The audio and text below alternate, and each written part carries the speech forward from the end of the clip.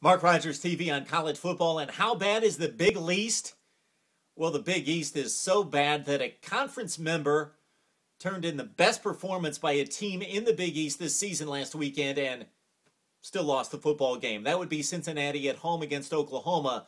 The Bearcats fought back in that game, looked bad in the first half, but brilliant in the second half in falling just short of the 8th-ranked Sooners, 31-29.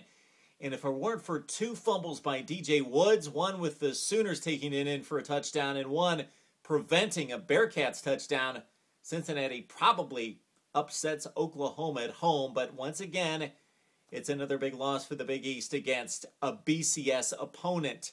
The Bearcats, give them credit, they've faced three tough opponents this year out of conference, but they've lost all three games: Fresno State, North Carolina State, and Oklahoma. Look at the ledger this past weekend. Throw out like the Syracuse game against Colgate. Let's look at the major matchups. Rutgers played well, but lost to UNC 17-13. West Virginia went down to Baton Rouge, played LSU real tight, but got manhandled along the offensive and defensive lines and fell 20-14. And Pitt was manhandled at home against Miami, 31-3. So here's the ledger for 2010. Big East fans, brace yourselves.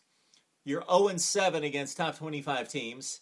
You're 15-13 out of conference, which sounds decent, but again, throw out the MAC schools, throw out the lower division opponents, and what you have is 1-12 against the other five BCS conferences. The Big East, 1 win, 12 losses. That one win, a West Virginia team, which is probably the best team in the Big East, defeating Maryland, a mid-tier ACC team, 31-17.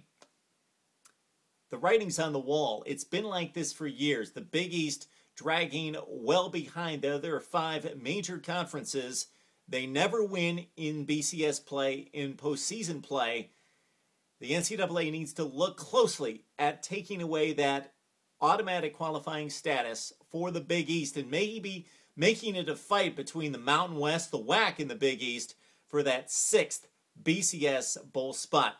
Mark Rogers on college football. We will have weekend previews coming up soon.